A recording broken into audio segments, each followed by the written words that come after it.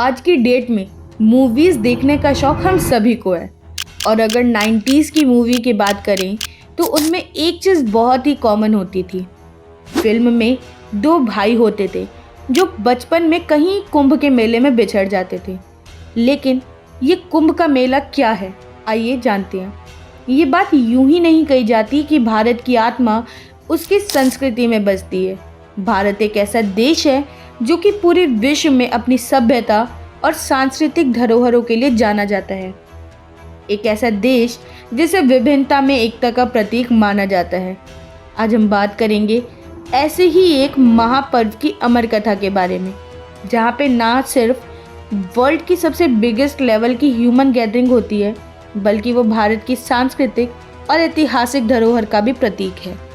ये मेला इतने बड़े और भव्य स्तर पर आयोजित किया जाता है कि पूरे विश्व भर से श्रद्धालु इसे देखने के लिए और यहाँ नदी में स्नान करने के लिए भारत आते हैं। ये मेला है कुंभ का मेला। नमस्कार, मेरा नाम है जितिका झा और मैं स्वागत करती हूँ आप सभी का अपने इस यूट्यूब चैनल पर।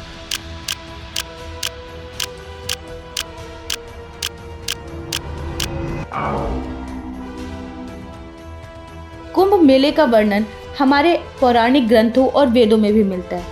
ऐसा माना जाता है कि इस मेले में नदी में स्नान करने से आपके सभी पापों का प्रायश्चित हो जाता है और साथ ही आपको जीवन मृत्यु के चक्र से मुक्ति मिल जाती है। इसलिए सनातन धर्म में इस मेले का खास महत्व है। ये मेला इतना बड़ा और भव्य होता है कि यहाँ पे पूरे विश्व भर के कोने से देसी और विदेशी श्रद्धालु, साधु संत यहाँ पर एकत्रित होते हैं। कुंभ मेला एक ऐसा महापर्व होता है जो कि हर 12 साल में, तो वहीं अर्ध कुंभ हर 6 साल के अंतराल में आयोजित किया जाता है। ये कुंभ का मेला हर 12 वर्ष के चक्र पे 4 प्रमुख कुंभ स्थल जो कि प्रयागराज, उज्जैन, हरिद्वार और नासिक में आयोजित किया जाता है। इस मेले के बारे में ऐसा कहा जाता है कि ये दुनिया भर में होने वाली सबसे बिगेस्ट लेवल की ह्यूमन गैदरिंग होती है। ऐसा कहा जाता है कि इस कुंभ मेले की शुरुआत श्री आदि गुरु शंकराचार्य जी ने 600 ईसा पूर्व में की थी, तो वहीं 1947 में आज़ादी के बाद से इस मेले की व्यवस्था भारत सरकार द्वारा की जाने लगी। अगर हिस्टोरिकल इवेंट्स को देखा जाए तो 1953 में आयोजित होने वाले कुंभ मेला जो कि महाराष्ट्र में आयोजित हुआ था, उसमें 10 लाख से ज़्यादा श्रद्धालु, तो वहीं 2001 में आयोजित कुंभ में 70 लाख, तो 2019 के कुंभ में करीब 10 करोड़ श्रद्धालु एकत्रित हुए थे और इस दृश्य को अंतरिक्ष से भी देखा गया था। यदि ये मेला इतना ही बड़ा और भव्य होता है और सनातन धर्म में इसका इतना ही ज़्यादा महत्व है, तो आइए सबसे पहले हम इसके पौराणिक और ऐतिहासिक रहस्य को जानते हैं।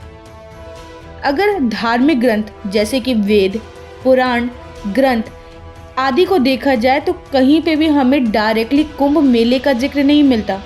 सनातन धर्म के सभी वेदों और पौराणिक ग्रंथों में इस मेले को माघ मेला या फिर प्रयाग स्नान के नाम से जाना गया है। वेदों और पुराणों के अनुसार कुंभ का अर्थ जो है वो है अमृत से भरा घड़ा, और इस मेले का अर्थ होता है एक लार्ज रिलीजियस गैदरिंग, जहाँ पे आके सभी लोग एक साथ सेलिब्रेट करते हैं।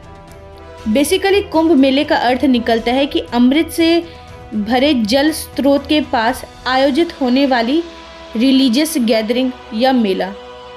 तो आइए सबसे पहले हम कुंभ मेले के पौराणिक महत्व के बारे में जानते हैं। खगोल गणनाओं के अनुसार ये मेला मकर संक्रांति के दिन प्रारंभ होता है, जब सूर्य और चंद्रमा वृश्चिक राशि में और बृहस्पति मेष राशि में प्रवेश करते हैं। मकर संक्रांति में होने वाले इस योग को ही कुंभ स्नान योग भी कहा गया है।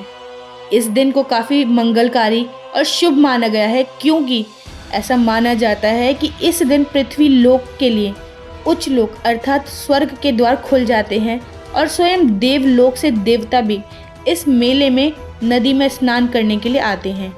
इस मेले के बारे में ऐसा कहा जाता है कि हर एक सनातनी को अपने जीवन में एक बार कुंभ के मेले में स्नान अवश्य करना चाहिए। कुंभ मेले के पीछे एक पौराणिक कथा है जो कि देव दानवों द्वारा समुद्र मंथन से प्राप्त अमृत कुंभ अर्थात अमृत कलश से अमृत बूंदों के गिरने को लेकर है। आप सभी ने समुद्र मंथन का दृश्य अवश्य देखा होगा। आखिर उसके पीछे की क्या कारण है और उसका इस कुंभ मेले से क्या संबंध है, आइए जानते हैं। तो कथा के अनुसार महर्षि दुर्वासा ने जब देवराज इंद्र को श्राप दिया था और उसके कारण जब इंद्र और अन्य देवता कमजोर हो गए तो दैत्यों ने देवताओं पर आक्रमण कर उन्हें परास्त कर दिया। तब सब देवता मिलकर भगवान विष्णु के पास गए और उन्होंने सारा वृत्तांत सुनाया। तब भगवान नारायण ने उन्हें दैत्यों के साथ मिलकर क्षीर सागर का मंथन करके अमृत निकालने की सलाह दी।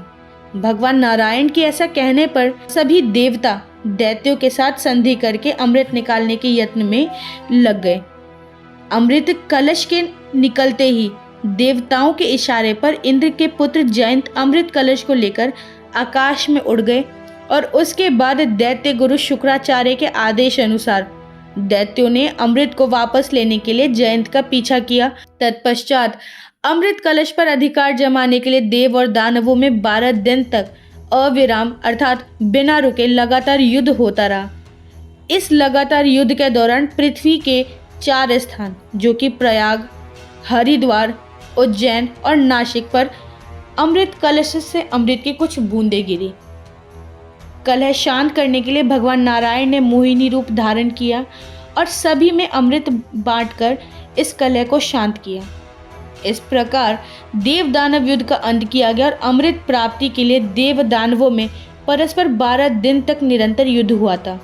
अब क्योंकि देवताओं के 12 दिन मनुष्यों के 12 वर्ष के तुल्य होते हैं, अतः इसीलिए कुंभ मेले के अंतराल में अर्थात महाकुंभ में हर 12 वर्ष का अंतराल होता है।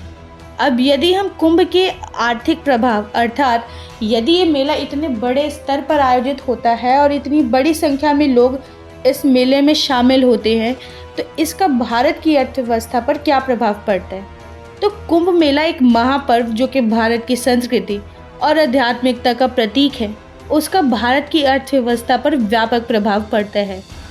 कुंभ मेले के दौरान लाखों श्रद्धालु और पर्यटक भाग लेते हैं, जिसके परिणाम स्वरूप स्थानीय अर्थव्यवस्था को उल्लेखनीय बढ़ावा मिलता है, रोजगार के अवसर बढ़ते हैं, भारत की सांस्कृतिक और आध्यात्मिक विरासत को विश्व स्तर पर प्रदर्शित किया जाता है, भारत की वैश्विक छवि मजबूत होती है, स्थानीय होटल्स, रेस्टोरेंट और उद्योगों को लाभ होता है। तो खैर ये वीडियो तो थी कुंभ मेले के महत्व, उसके पौराणिक महत्व और इंडियन इकोनॉमी पर इसका क्या असर पड़ता है उसके इतिहास के बारे में। आशा करती हूँ आप सभी को ये वीडियो पसंद आई होगी।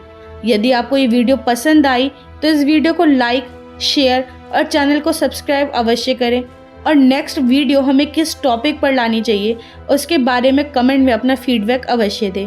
आप सभी का धन्यवाद।